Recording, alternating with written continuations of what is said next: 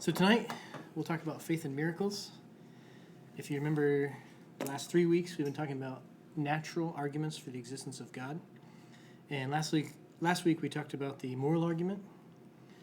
And there's actually a video that I had wanted to watch in preparation for the moral argument. And I didn't have time to do that, but I did go home and I watched. Basically, this video was Sam Harris trying to describe how you can have morality and describe it with science. And so if you remember, Sam Harris is one of those four horsemen of the new atheist movement. And, in my opinion, he's probably the most articulate and well-spoken of the new atheists. He tends not to resort to underhanded debate tactics, although he has kind of let me down in recent months. He was trying to prove that Jesus was violent. So if you can imagine the scripture twisting that you would have to go through to prove that Jesus was violent. But it was a pretty interesting talk, and it's always nice to see the other side. But it was pretty easy to not be convinced, because the whole time he was talking, I was just thinking to myself, okay, if what he's saying is true, if you can ground morality in science, then can you really say that rape is wrong, or that torturing innocent people for fun is wrong, or murder is wrong? Or is it just something that you shouldn't do for some reason? And he didn't quite say it like this, but I have heard atheists say, it's not that things are wrong, it's just it wouldn't be advantageous. So I shouldn't kill you, because what if your family seeks revenge on me and kills me? That would not be good for me. But if you think about it, if that's what your morality is grounded in, then you can't say that killing you or murdering you would be wrong, right? And then you get these questions like, well, what if there's no family to take revenge? And does that mean that it is advantageous? So just through asking myself those questions, it was pretty easy to affirm that, yes, morality is on our side. But some of the things that he brought up and some of the things that I was thinking about, I think are important. So I'd like to go over a little bit more with the moral argument. For one thing, a lot of times when you argue the moral argument, people say things that don't actually have anything to do with the actual argument. And so sometimes people will say, well, how can you believe in this objective morality when there's so many different points of view on morality? And I'd just like to point out that even though people don't agree and nobody knows morality perfectly, that doesn't have anything to do with the argument. That actually fits very well into a Christian worldview. We believe that there's only one person who knew morality perfectly. And so I have basically 3 points that I'd like to go over, and I think, a good example, we might as well just go for the gold and talk about probably the most divisive issue of our time, abortion. Obviously, there's not a unanimous view on what abortion is. Is it good? Is it bad? Now, there was a time when the majority of people would agree that, it's wrong to kill babies in the womb.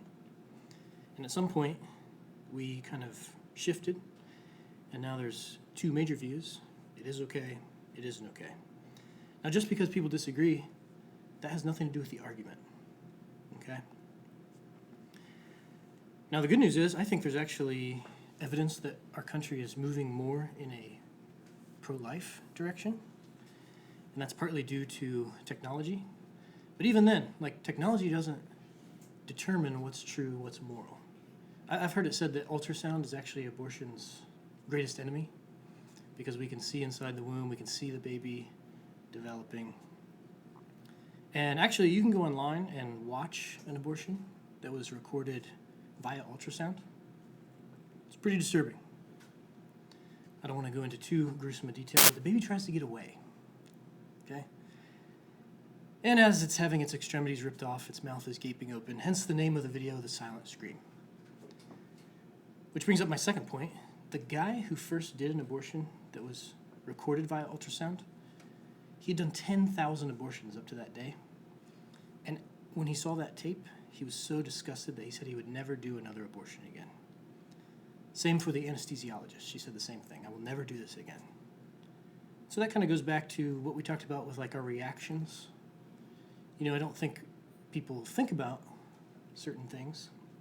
They don't see it it doesn't really have any bearing on them. But sometimes, not all the time, but sometimes you can tell by your reaction that something is right or wrong. And hopefully you're a little disturbed by that picture. But the final thing that I will say is even when people argue for the wrong thing, that actually proves the argument. So for example, if you send your kid to Princeton, there is a bioethicist. This guy studies and teaches ethics, who would argue that you should be able to abort your child up to 28 days outside the womb, okay? And he actually says that the moral thing to do if it is disabled is to kill it. Now, I don't think, his name's Peter Singer, I don't think that he would actually be able to kill a 4-week-old child, but that's his argument. Seems a little upside down from our perspective. I don't think he's ever going to be convinced, but notice he has to appeal to a moral standard. He's saying it is good to kill a 28-day-old baby. So I thought I'd just kind of focus on the moral argument again, maybe clear some things up. If this is something that you would like to study, those are my two pieces of advice. Number one, you always have to ask, the way this person is grounding morality, is it wrong to torture innocent people for fun? If you can't say it's objectively wrong, then the morality is not grounded in anything. And the second thing is, don't be distracted by these red herring arguments that don't actually have anything to do with the moral argument. Does that make sense to everybody? So, up until now, we've talked about 3 natural arguments. Cosmological was week 2, teleological was week 3, last week was moral argument. But as I've mentioned, there are other natural arguments. And to tell you the truth, I don't even know how many there are. I don't want to go into any of these in detail, but I do want to just kind of introduce you to what's out there. And in the resources, there will be something for most or all of these. So one argument that we will not talk about is the argument from contingency. This is very similar to the argument from the beginning, but it's more philosophical and less scientific. So this argument goes back pretty far, but it's the idea that there has to be something. Why is there something rather than nothing? And there has to be something that can't not exist. If something can't not exist, it exists necessarily, and everything else is contingent on that. Kind of goes back to that like infinite regress. You can't just keep going back and back and back and back. There has to be something that grounds everything. In the resources, I'll give you a little animated video, like the ones we have been watching, and a little lecture on that if you are so inclined. For those of you that are more math-oriented, there is an argument known as the argument for the applicability of mathematics. It's also known as the argument from the reasonableness of mathematics. This is kind of like a design argument, and it basically says that the universe can be described in mathematical terms. Math is something that our minds can comprehend. And it kind of goes back to that documentary we watched. They kind of reference this. Like Einstein had a quote that said, one of the most incomprehensible things about the universe is that the universe is comprehensible. It has this almost elegant mathematical structure. And so you kind of have 3 things here. You've got the universe, you've got our mind, but then you've got math to bridge the gap. And not only that, but it's like this beautiful design. And atheists have kind of tried to explain this away, much like they do other design arguments, by just saying it's a happy coincidence. Not a huge math person myself, but I will give you a little lecture in the resources. One that I do want to look into more after this class is over, the argument from reason and rationality. So humans possess an ability to use reason and logic. Reason and logic are immaterial and are not necessary for survival. And one cool thing about this is, if our brains are the product of natural selection and random mutation, so if Darwin was right and there's no guiding process, then we wouldn't be able to trust our minds to tell us truth about the world. We wouldn't be able to trust our brains, because our brains are just evolved for survival. But that would also include the theory of evolution. So some people have said, if evolution is true, you could never know it, because you could never trust your mind to tell you the truth about the external world. It's pretty interesting. I'll have a teaching on there that I think I actually attended in person. Anyway, There is something known as the argument from desire. C.S. Lewis, if you've read Mere Christianity, he says, a baby feels hunger. Well, there is such a thing as food. A duckling wants to swim. Well, there is such a thing as water. Men feel sexual desire, and there is such a thing as sex. If I find in myself a desire which no experience in this world can satisfy, the most probable explanation is that I was made for another world. It seems like people just have these natural, innate desires to worship something, to live forever. And so what Lewis is saying is, if there's an innate desire in every baby for food, and food exists, there's something that corresponds there, why wouldn't that be true for the spiritual world? Closely related to that is the argument from meaning or purpose. This is basically, it's kind of like the moral argument. Everybody operates as if meaning exists, and you can't ground that without God. I had an elder at my old church give a talk on the resurrection, and I think he had a degree in philosophy or something, and there was actually a philosophical system that tried to argue that there was no meaning to life. And he brought up the fact that this worked for a few decades, but at the end of these philosophers' lives, they either A, committed suicide, or just abandoned the view altogether because it's unlivable. You hear these stories about like people in work camps where they run out of stuff for them to do, so they just have them like dig holes and then fill them in, and like people kill themselves because they just can't live without some sort of purpose.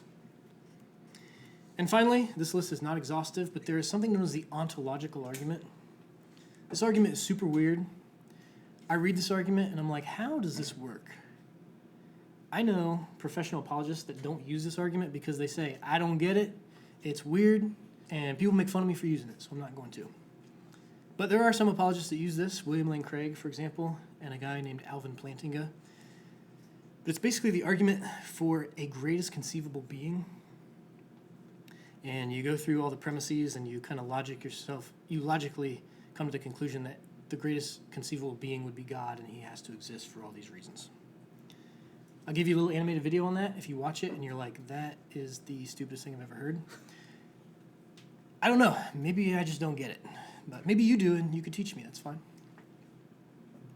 Who comes up with the arguments? And then who, lets them become a natural argument? Well, it's a natural argument by definition. If you don't need to appeal to the Bible, then it's natural. Oh, okay. So, the Bible talks about natural revelation, and natural arguments are arguments that use natural revelation. But as far as the people that come up with them, as you can see on the screen, this guy named Anselm, it goes back to 1078. People have been thinking about these arguments for centuries. Even the older arguments, like that cosmological argument's been around for forever. But since Einstein, we've been able to put a scientific twist on it. So these arguments are still kind of being worked on. Sometimes they fall to the wayside. People forget about them. And then people will be reading something, they'll find them, do some work on them. This one's stuck around. What's that? This one is stuck around. This one is stuck around, yes. So there are more. And there are arguments that I've looked into that aren't as weird as the ontological argument, but I'm reading the paper and I get 5 minutes into it and I'm I have no idea what this person's talking about. So some of these are pretty hardcore. But I think it's pretty understandable why these three are the best. If you paid attention in high school science class and you have some moral compass, the cosmological argument, the teleological argument, and the moral argument, those are pretty powerful. And if you remember, if any one of these arguments is true, then a theistic God must exist, or a theistic God makes the most sense. That's a little more neutral. So from the cosmological argument, we know that the God must be timeless, non-spatial, and immaterial. He must be powerful enough to create the universe, and personal to choose to create. The teleological argument shows us that the God needs to be personal, meaning making choices, supremely intelligent to put together this complex and precise universe, and purposeful, because 1 second after the creation there were things in place that allowed life to be possible later on. And the moral argument, God is the moral lawgiver. He is just and morally pure. Now this is the one where atheists would probably, their heads would explode, because they'd probably say, well, what about all those terrible things in the Bible? But if you remember, God owns the place. He can do anything that's not against his own nature. When Joshua went in and killed those tribes because God told him so, that was good. That was a good thing to do. Now, you're not Joshua, and the Canaanites are gone. They're all dead. So it's not like you could, because the new atheists kind of say, well, what's to keep a Christian from just getting a word from God and going and killing people? But that's not how it works. So from these three arguments, as I said, this helps us to discount all non-theistic religions, so that would be atheistic and pantheistic. And here's the cool thing, because a lot of people give Christians some guff for believing in miracles, like how can you believe in something so wild? But if it's reasonable to believe that God exists, then miracles are possible. If there is a God who created the entire universe, he's pretty powerful. So parting the Red Sea, that should be no big deal. Turning water into wine, again. Keeping a man alive in the great fish, walking on water, and even raising the dead. That should be a piece of cake for a God who can make the universe. So we're going to talk about miracles here. Part of the problem is when we talk about miracles, we throw that word around so much, we use it in a way that is unbiblical, to the extent that it's kind of unhelpful. I mean, after all, there was a movie about hockey that was called Miracle. I never saw it, but... So maybe you can help me out. What are some situations where people might say, it's a miracle, but they don't mean it in the same way as the Bible means it when the Bible says, here's a miracle? Any thoughts?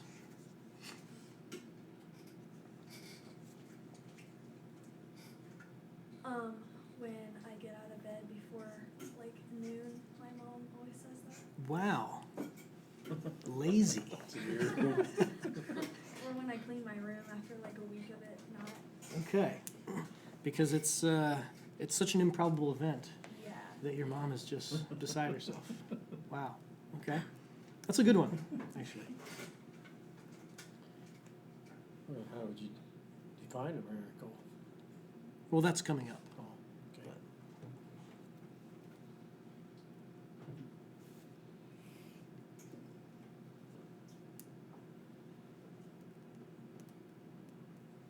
Any other thoughts?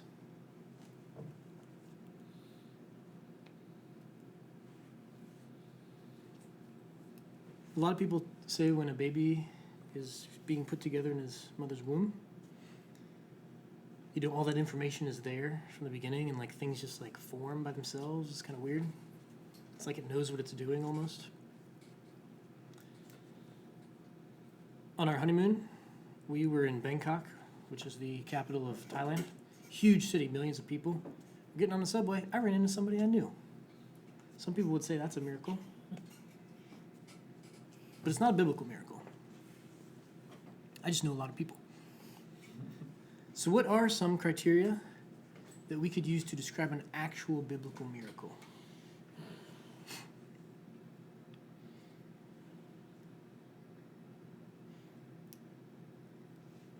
Like going to his examples, like how he would heal people just by like them touching his robe or whatever. I Okay? don't know which one I'm thinking about. Yeah. Like people were healed just by touching the clothes of Jesus or the clothes of the apostles.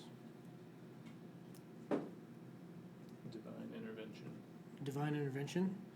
So it's got to be, like for a true biblical miracle, God is the source. He might use people, like the apostles. It's rare. Okay, rare. Doesn't happen every day. Yeah. Because if it happened every day, then It wouldn't be a miracle. yeah. It's kind of like the baby thing. Like, yeah, that's pretty awe-inspiring, but people have babies every day. And we know how they're made. At least some people do.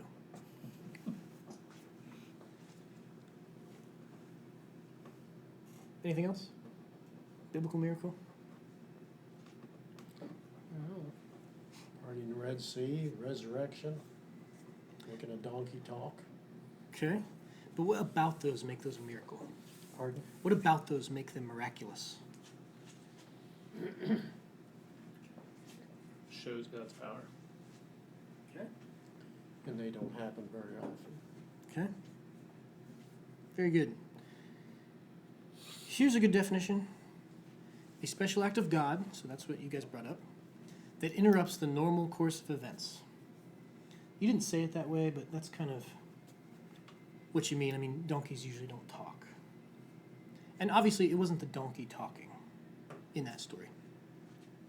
Something that would never happen if nature were left by itself. So to put this in a list, an act of God that is unusual, you don't see it very often. It was not possible by chance. So me running into somebody in a foreign country, that might be providential, like maybe God was bringing us together, but there's no miracle there, even though maybe God is working. Done with a purpose. I think this is a big one that Christians tend to overlook, because miracles are not just done for no reason.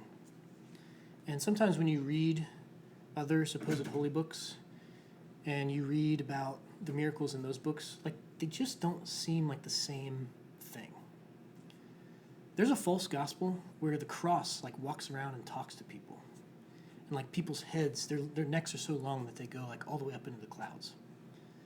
There's no purpose behind that. So if you think, what's the purpose behind the Red Sea?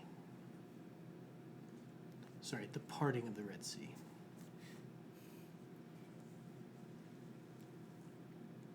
To provide them the escape, right? Yeah. They were being chased by their enemies. God delivered them, so that shows the deliverance of God. Sometimes it's not totally clear. Like some people have said, wine in the Old Testament was a symbol of rejoicing and blessing. So Jesus turns all that water into wine. It's like, well, that would make sense because the Messiah's here and he's starting to do his miracles. Let's celebrate. Jonah and the fish, obviously that was to get Jonah to do the right thing.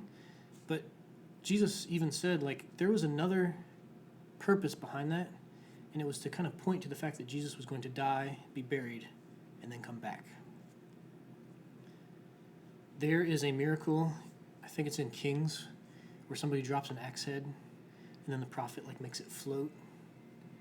It's very good for the person who owns that axe head, but it's what's the purpose of that? I don't know. It's a little hard to tell. But there aren't too many where you can't point to the purpose. I was listening to somebody, and I don't know if they were making fun of Christianity or whether they were just making a joke. But somebody said Jesus and his lunch miracles. So it's he made all this food. But even in the Gospel of John, when Jesus multiplies those loaves, later on he says, "I'm the bread of life that came down from heaven." So there's something that he's teaching through it. Kind of goes back to the provider, the deliverer. So when you see a miracle, you can usually distinguish its purpose. So why would God use miracles? The book gives a few examples. It's like a king's seal. So when they used to hand deliver a letter or scroll, if you want to know who it was from, you put a seal on it, and that proved this person wrote this letter. So miracles are used in the Bible to confirm a message and bring glory to God. Now, 3 weeks from now, we're going to talk about the resurrection, and you will see that not all miracles are created equal. I can't prove to you that Jesus turned water into wine, but there is proof that he got up out of the grave. The resurrection is a very important miracle. Creation is a very important miracle. There is proof of the creation. We see it all around us. And so we see, taking the resurrection as an example, if God would bring Jesus back from the dead, then we should probably listen to what he has to say. Don't you think? Gives him authentication, confirms his message, and brings glory to God. Now some people say, well, why don't we see many miracles today? And one thing to point out is that a lot of times when people read the Bible, they think it's just full of miracles, miracles just falling out of the sky every single day. You wake up, you'll see 10 miracles before you go to bed. But our authors point out that there's actually only about 250 miracles in the Bible, and most take place during 3 specific time periods: Moses, Elijah and Elisha, and Jesus and the apostles. Now with that said, I do think miracles are possible today, and I feel like I have a healthy skepticism when it comes to miracles. I'm not just going to buy into any story. But I do think that some miracles can be proven that they've happened, like in our day. And in the resources, I'll put some lectures by a guy named Keener, who wrote a 2-volume work on miracles, where he went out and actually looked at the evidence. He could attest that they actually happened. And some people have pointed out, even if 10% of those miracles in that book actually happened, then that would be proof enough that there's a God. I've also heard a lot of people say, miracles are more common in the third world. I feel like that's kind of a cop-out for me to sit up here and say, yeah, miracles happen, but they happen somewhere else. But there's some pretty crazy stories out there. I think I was taking a class online just for fun in Hinduism. And this guy was from the United States, seemed to be just as skeptical as I am when it comes to miracles. And he went and spent 6 months working with Christians in India. And he said they'd roll into a village, and the Christians in India, they would find somebody whose child was sick. And they'd say, if you call out to the God of the Bible, your child will be healed. And this professor was horrified. And he was like, guys, you can't say that. You got to say that God can heal. But we're kind of going out on a limb here if we tell them that their child will be healed. But he said, wouldn't you know it, they call out to Jesus and the kid is healed, right there. He's like, I would not have believed it if I had not seen it with my own eyes. I don't know. Seems like that stuff happens.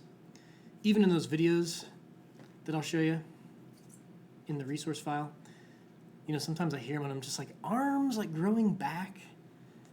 That seems pretty wild. But obviously, if God exists, then it's possible. So some objections to miracles.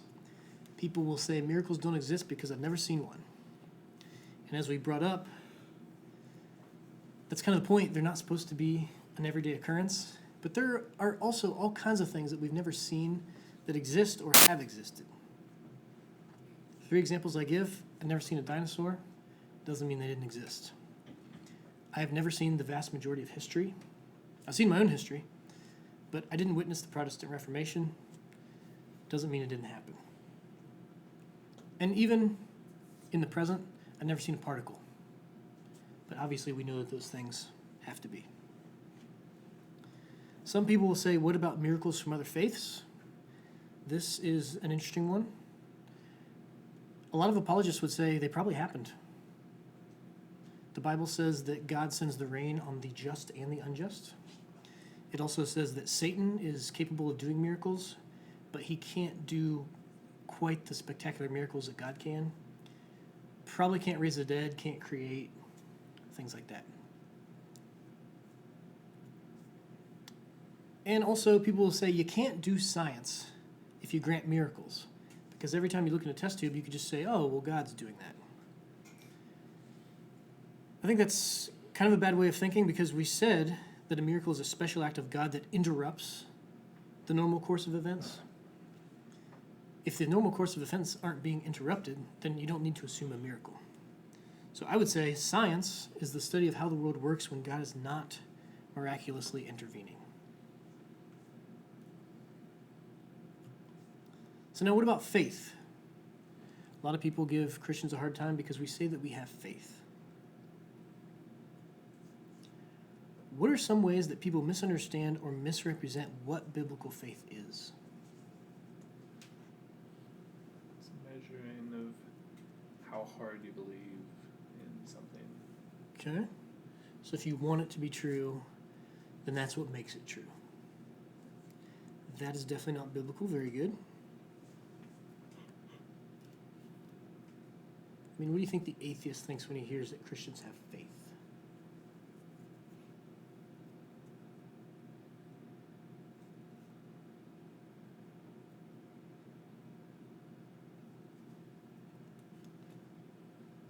Like sort of blindly following something.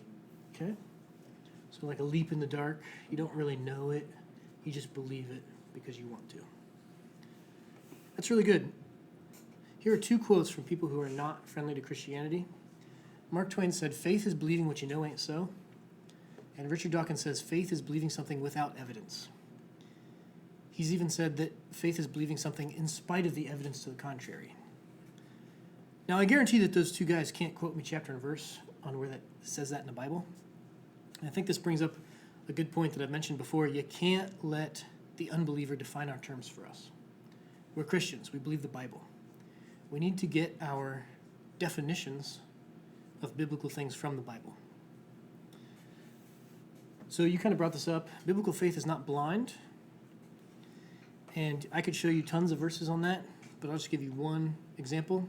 It's a good memory verse. John 20, 30 through 31. Now Jesus performed many other miraculous signs in the presence of his disciples, which are not recorded in this book. But these, and he's talking about the signs, were recorded so that you may believe that Jesus is the Christ, the Son of God, and by believing you may have life in his name. So a couple things. The actual word for miracle in the book of John is, I think the Greek word is semia, which means sign. It points to something. So he's not saying just have blind faith. Now the atheist would say, well, I don't believe in the miracles and I don't even believe in the Gospel of John. But that's not the point. The point is John is telling you, I wrote these things down so that you could check it out, so that you could look into it, so that you might believe. He didn't say just take a giant leap into the dark. He did not say believe in spite of the evidence. He said this actually happened. I was there. And 2 weeks from now, we will see that you can actually look at the Gospels and you can point out things where they describe certain geographical landmarks or they use certain words that were used in that place. There are things in there that show, yeah, these people were eyewitnesses. Some people will say, I don't have faith, I just believe in science. I would point out that everybody has faith, including scientists. And even when you study science, you have to exercise some amount of faith. Greg Kokel doesn't even like the word faith. He says it's just been so corrupted that when you say it, people don't think of what the Bible actually teaches. He thinks we should use the word trust. That'll help to clarify this. If you read a chemistry book and you do not do every single experiment in that book to make sure with your own senses that those experiments will actually work, you are exercising a certain amount of trust, a certain amount of faith. Now, I don't know about you, but when I read a chemistry textbook, I definitely do not do all the experiments. Nor could I. But I have no reason to believe that these people are misleading me or anything like that. I actually admire Stephen Hawking. I've gone through 3 of his books, and you'll be reading along, and he's actually really candid about this. He'll say something to the effect of, we've never actually, like he'll go on and on about some scientific thing, and then he'll say, we've never actually observed this phenomenon, but we know it's true because of something else we have seen.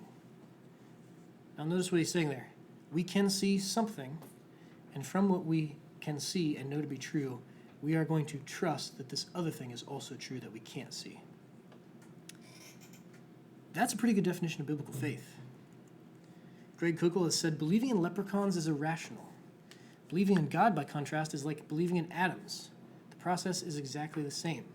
You follow the evidence of what you can see to conclude the evidence of something you cannot see.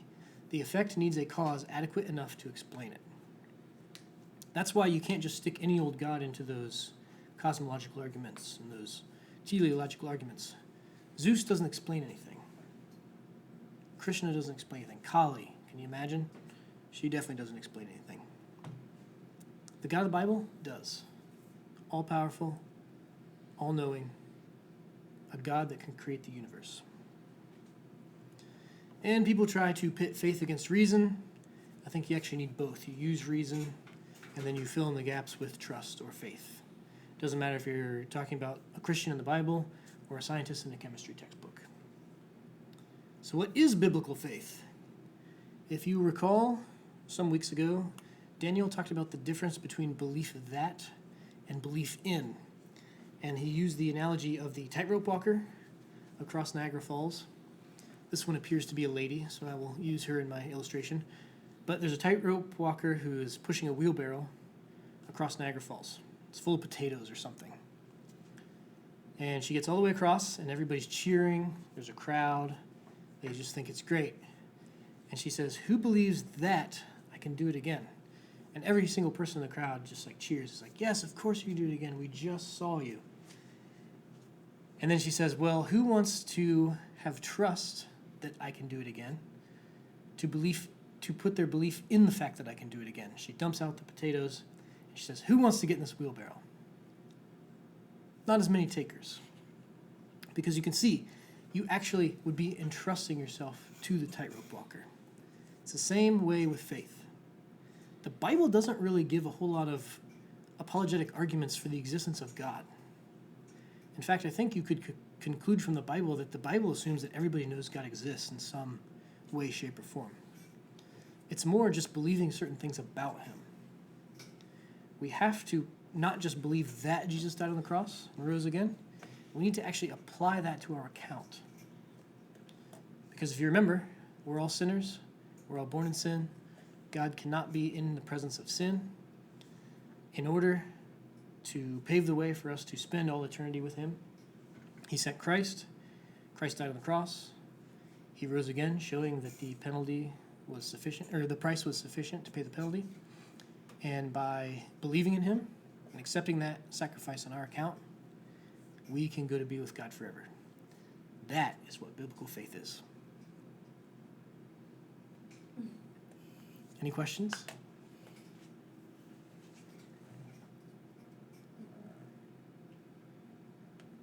Nothing.